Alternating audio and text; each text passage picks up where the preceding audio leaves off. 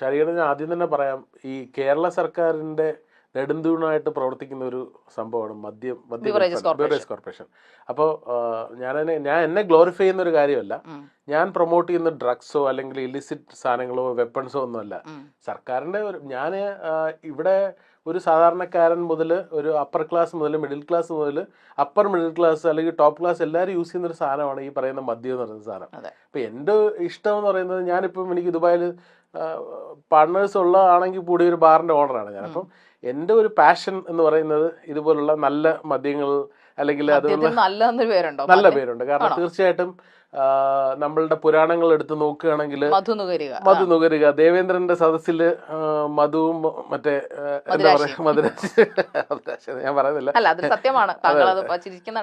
രംഭ തിലോത്തമ മേനകമാരൊക്കെ നടമാടിയ മധുവിന്റെ കണക്ടർ ആണല്ലോ മധുരാശി എന്ന് പറയുന്നത്. അപ്പൊ അതിനൊന്നും ഒരു കുഴപ്പമില്ലെങ്കിൽ പിന്നെ നമ്മള് രണ്ടും മദ്യം കഴിച്ച എന്താ കുഴപ്പം? അപ്പൊ അതിന് താങ്കൾ അതാ ഞാൻ താങ്കൾ ഒരു പ്രൊമോഷൻ ചെയ്യുകയാണോ മദ്യത്തിന്? പ്രൊമോഷൻ ഒന്നും അല്ല ഞാൻ അതിനെക്കുറിച്ച്. സീരിയസ്ലി മുകേഷ്, ഞാനൊന്ന് പറഞ്ഞോട്ടെ, താങ്കൾ ഇത് കാണിക്കുമ്പോൾ, അതായത് ഇപ്പോ ജാക്ക് ഡാനിയൽസ്, ഞാൻ മദ്യപിക്കാറില്ല, സിഗരറ്റ് വലിക്കാറില്ല, പക്ഷെ എന്റെ കൊളീഗ്സ് ഒക്കെ ചെയ്യാറുണ്ട്.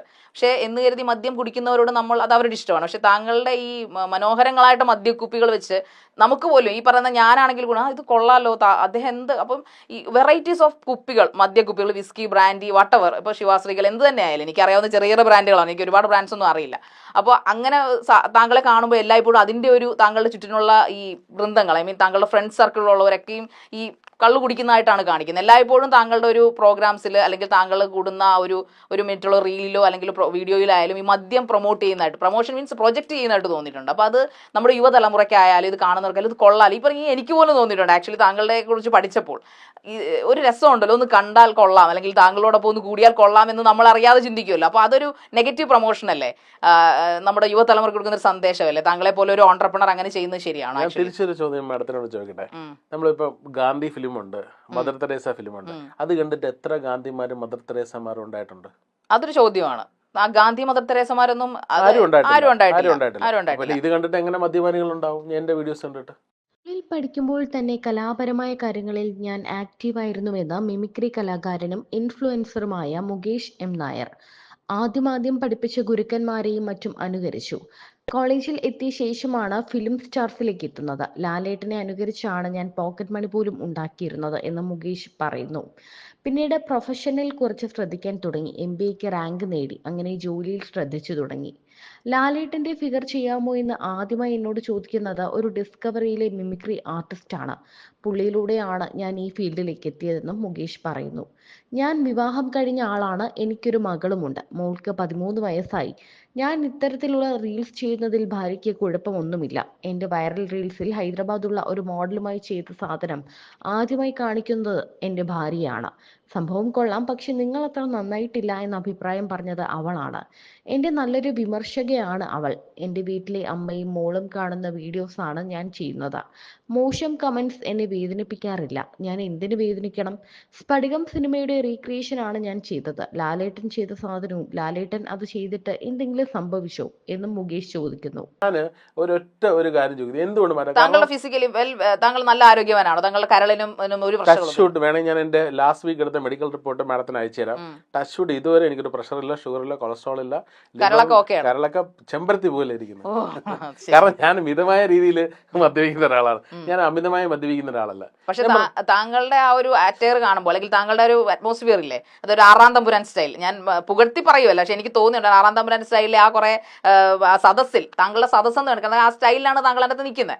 അത് താങ്കൾ പറയുന്ന പോലെ ഒരു പക്ഷേ ജനങ്ങൾക്ക് തോന്നുന്നു, തീർച്ചയായിട്ടും ഇൻഫ്ലുവൻസിലൂടെയാണ് ജനങ്ങൾക്ക് തോന്നുന്നത്. ഞാനത് മനഃപൂർവ്വം ക്രിയേറ്റ് ചെയ്തൊരു സ്റ്റൈലല്ല. കാരണം വർഷങ്ങളായിട്ട് നമ്മൾ കണ്ടുവന്ന, നമ്മൾ ജനിച്ചു വന്ന ഫാമിലി അതിന്റെ ഒരു ഭാഗമായിട്ട് ഉണ്ടായിപ്പോയതാണ്. നമ്മളിപ്പോ മനഃപൂർവ്വം നമ്മളൊരു തമ്പുര ആ ഒരു തമ്പുരാൻ സ്റ്റൈൽ. പക്ഷേ താങ്കളെ അനുകരിച്ച് അല്ലെങ്കിൽ താങ്കളുടെ ഇത് കണ്ട ഈ കുടിക്കുന്ന ആൾക്കാരുടെയൊക്കെ പിന്നെ കരളും മിക്കവാറും വാടിക്കൊഴിഞ്ഞു പോകാനുള്ള സാധ്യത. അങ്ങനെയാണെങ്കിൽ ഏറ്റവും കൂടുതൽ കേസ് എടുക്കേണ്ടത് നമ്മുടെ ലാലേട്ടന്റെ ഒക്കെ പേരിലാണ്. കാരണം പുള്ളി ഒരുപാട് സിനിമകളിലൊക്കെ പുള്ളി മദ്യപിക്കുന്നതൊക്കെ കാണിക്കുന്നുണ്ട്. എത്ര കേസ് എടുത്തിട്ടുണ്ട്? ഒന്നുമില്ല. ഇപ്പൊ ഇതുപോലുള്ള എന്താ പറയാ, എന്നെ സംബന്ധിച്ചിടത്തോളം കേരളത്തിന്റെ ലോ ലോ സിസ്റ്റം എന്ന് പറയുന്നത്, ഞാനിപ്പോൾ ലോ സ്റ്റുഡൻ്റ് ആണ്. ഞാൻ ജോലി കിട്ടിയതിന് ശേഷം ഈ പറഞ്ഞ ഇപ്പോൾ ലോ അക്കാഡമിയിൽ പഠിച്ചുകൊണ്ടിരിക്കുകയാണ്. എൻ്റെ ഒരു പാഷൻ്റെ പുറത്ത് പഠിക്കണം, അല്ലാതെ വേറെ പ്രത്യേകിച്ച് എനിക്ക് എക്സൈസ് കേസൊക്കെ വന്നതിന് ശേഷം ഇതൊന്ന് പഠിക്കണമല്ലോ എന്ന് വിചാരിച്ച് പഠിക്കുക. അപ്പം നമ്മളുടെ ഒരു സിസ്റ്റം എനിക്ക് മനസ്സിലാക്കിയെടുത്തോളം you show the man I will show you the law എന്നാണ്. ഇപ്പം മാഡത്തിൻ്റെ ഒരു ലോ ആണ്, എനിക്കൊരു ലോ ആണ്, ഇവിടെ നിൽക്കുന്ന ഓരോരുത്തർക്കും ഓരോ ലോ ആണ്. അതാണ് ഇന്നത്തെ സിസ്റ്റം. അല്ലെന്ന് മാഡത്തിന് പറയാൻ പറ്റുമോ? പക്ഷേ നമ്മളെ പോലൊരു ജനാധിപത്യ രാഷ്ട്രത്തിലെ റിപ്പബ്ലിക് സ്റ്റേറ്റിൽ അങ്ങനെ ചെയ്ത് അങ്ങനെ പാടില്ലല്ലോ. പാടില്ല, പക്ഷെ അങ്ങനെ അല്ലേ? അങ്ങനെയല്ലേ പണമുള്ളവൻ കാര്യക്കാരനായിട്ട് പാവപ്പെട്ടവരാണ് ഇത് ചെയ്യുന്നതെങ്കിൽ, അത് പൈസ ഇല്ലാത്തവരുത്തനാണ് ഇങ്ങനെ ഒരു പ്രൊമോഷൻ ചെയ്യുന്നതെങ്കിൽ യു ആർ റിച്ച്. അപ്പോൾ താങ്കൾക്ക് പൈസയുണ്ട്, അല്ലെങ്കിൽ താങ്കൾ ഭയങ്കര ബിസിനസ് ആയിട്ടുള്ള ഒരു ബിസിനസ് ചെയ്യുന്ന ഒരാളാണ്, ഒരു CEO ആണ്. പക്ഷേ ഇതൊരു സാധാരണക്കാരൻ ഇൻഫ്ലുവൻസ് ആയിട്ട് ചെയ്യുന്നെങ്കിൽ അപ്പോൾ പോലീസ് അയാളുടെ വീട്ടിൽ ചെല്ലില്ലേ? അല്ല, it's not my problem. I am rich. ഞാനൊരു കാര്യം പറയാം madam, if I am born poor അത് എന്റെ പ്രോബ്ലം ആണെന്ന് അത് താങ്കളുടെ പ്രോബ്ലം അല്ല, പ്രോബ്ലം ആയിട്ടല്ല ഞാൻ പറഞ്ഞത്. പക്ഷെ അവിടെ പണം അതിനെ സ്വാധീനിക്കുന്ന കൊണ്ടല്ലേ താങ്കൾ ഇങ്ങനെ പിടിച്ചിരിക്കും. പക്ഷെ താങ്കൾ ഒരു സാധാരണക്കാരനായിരുന്നു. വെക്കാൻ എത്ര ഫീസ് കൊടുക്കണം മാഡം? ഒരു സാധാരണക്കാരന് അത് അഫോർഡ് ചെയ്യാൻ പറ്റാത്ത രീതിയിൽ, അല്ലെങ്കിൽ സർക്കാർ കൊടുക്കണം ഒരു സാധാരണക്കാരന് വക്കീല്.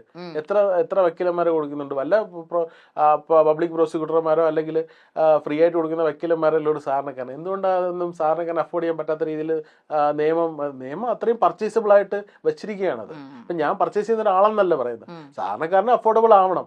ഇപ്പൊ ഞാൻ പറയുന്നത് ഒരു ജാക്ക് ഡാനിയൽസിന്റെ മദ്യം നമ്മുടെ ട്രിവാൻഡ്രം ഡ്യൂട്ടി ഫ്രീ ഇറങ്ങി മേടിക്കുമ്പോൾ 2500 രൂപയുള്ളൂ. പക്ഷെ നേരെ സിവിൽ സപ്ലൈസിന്റെ ഔട്ട്ലെറ്റിൽ പോകുമ്പോൾ 5990 രൂപയാണ്, 6000 രൂപയാണ്. എന്തിനാ അത്രയും ഹെവി ടാക്സ് കൊടുത്ത് സാധാരണക്കാരന് മേടിക്കാൻ പറ്റാത്ത രീതിയിലാക്കുന്നത്? അപ്പൊ അത് സർക്കാരിന്റെ കുഴപ്പമില്ല. അത്രയും ടാക്സ് എന്തിനാ മേടിക്കുന്നത്? ഇപ്പോൾ ലാൻഡ് ക്രൂസർ എന്ന വണ്ടി ദുബായിൽ യൂസ് ചെയ്യുന്ന ഒരാളാണ് ഞാൻ. അവിടെ 90 ലക്ഷം രൂപയൊക്കെ ഉള്ളൂ, 1 കോടിക്കകത്തേ ഉള്ളൂ. ഇവിടെ മേടിക്കണേ 3.5 കോടി കൊടുക്കണം. എന്തുകൊണ്ടാണ് അത്രയും ടാക്സ് ഹെവി കൊടുക്കുന്നത്? അപ്പൊ അത് സർക്കാരിന്റെ പിടിപ്പുകേടല്ലേ? അപ്പൊ അത്രയും പിടിപ്പുകേട് സർക്കാർ എന്തിനാണ്, അല്ലെങ്കിൽ അത്രയും ഹെവി ടാക്സ് എന്തിനാണ് സാധാരണക്കാരന്റെ പുറത്ത് ഇമ്പോസ് ചെയ്യുന്നത്? എൻ്റെ ഒരു പ്രൊഫഷൻ ഇതല്ല, ഞാൻ ഇതൊരു സന്തോഷത്തിന് ചെയ്യുന്നു എന്ന് മാത്രം. വേറെ ആരും ചെയ്യാത്ത റീൽസുകളാണല്ലോ ഞാൻ ചെയ്യുന്നത്. അതുകൊണ്ടാകും ഇത്രയധികം ഇനാഗ്രേഷനും മറ്റും എനിക്ക് കിട്ടുന്നത്. റീൽസ് ചെയ്യാൻ പെൺകുട്ടികളാണ് എന്നെ വിളിക്കുന്നത്. ഇത്തരം വീഡിയോസിലേക്ക് ഞാൻ വരാൻ തന്നെ കാരണം ആർഷ എന്ന മോഡലായ എൻ്റെ ഫ്രണ്ടാണ്. പുള്ളിക്കാരി എന്നോട് ഇങ്ങോട്ട് വന്നാണ് പറയുന്നത്, മലയാളികളിൽ ഏറ്റവും കൂടുതൽ മാറ്റേണ്ടത് ഹിപ്പോക്രസിയാണ് എന്ന് എനിക്ക് തോന്നിയിട്ടുണ്ട്. ഏറ്റവും വലിയ പോയിസൺ അതുതന്നെയാണെന്നാണ് മുകേഷ് പറയുന്നത്.